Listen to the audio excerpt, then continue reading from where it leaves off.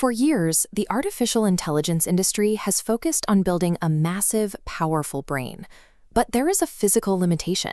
That brain is trapped. To actually do anything, to operate external software, it relies on an API to act as a bridge. Without an application programming interface or a simple webhook to pass data back and forth, the most advanced language model in the world sits in isolation. It can process text, but it cannot press a button. This creates what engineers call the API wall.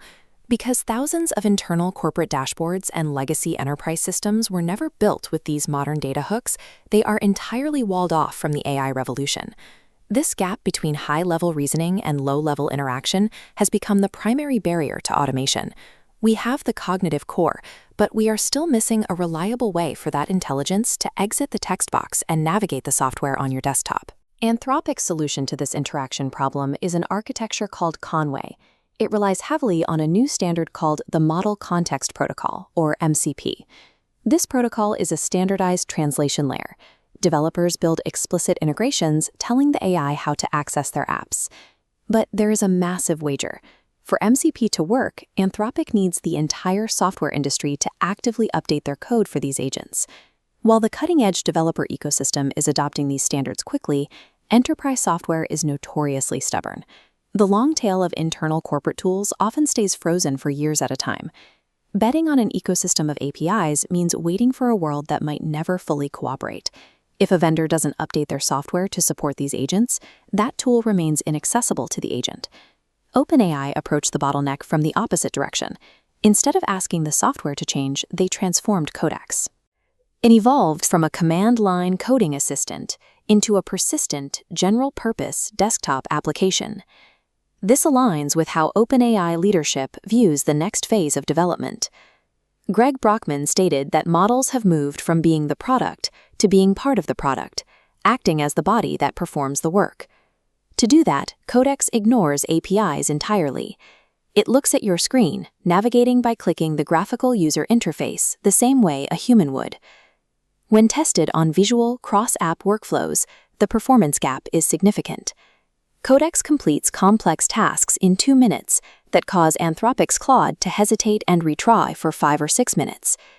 The immediate result is that legacy software suddenly becomes automatable without any new code. If a human can point and click on a button to run a dashboard, Codex can as well. By mimicking human interface behavior, OpenAI bypassed the developer bottleneck.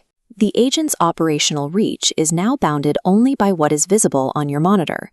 Executing this smoothly introduces a major technical hurdle. How do you give an AI flawless cursor control without it constantly hijacking the user's active mouse and interrupting their task? The answer traces back to a quiet acquisition. OpenAI bought a 12-person startup called Sky, bringing in a team of former Apple operating system engineers. These developers spent a decade building deep integration into macOS, handling complex accessibility permissions and programming natural motion paths. They applied that specific knowledge to Codex, allowing it to run multiple parallel agents in background windows while the user continues typing without interruption. OpenAI didn't simply train a smarter model to solve this problem. They acquired specific human engineering expertise to build an automation harness that rivals human efficiency on a desktop. To make that digital harness faster, OpenAI recently shipped an ambient memory feature called Chronicle. The software periodically captures your screen state, processes it through their servers, and writes local markdown context files to your machine. This provides the exact training signal the agent needs. It allows the model to study and inherit your specific workflows and daily muscle memory. Because this involves sending continuous screen captures to remote servers, OpenAI accepted a severe privacy trade-off, which is why the feature is currently unavailable in regions with strict data laws, like the EU and UK. Codex uses this ambient data to map your behavioral patterns, effectively learning your execution habits to replicate them in future sessions. We are watching a clear divergence in how the major labs build AI. Anthropic is trying to build a cooperative global ecosystem, while OpenAI is taking direct control of the existing interface. This matches the roadmap laid out by leadership. Sam Altman stated the agentic platform and computer work are the primary vectors for OpenAI's expansion.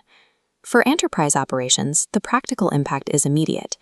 Teams no longer need to allocate budget for custom integration builds or wait for third-party vendors to grant them API access. By prioritizing direct graphical interface control, OpenAI sidestepped the requirement for structured integrations. This approach brings the long tail of legacy software and internal tools back into the scope of modern automation.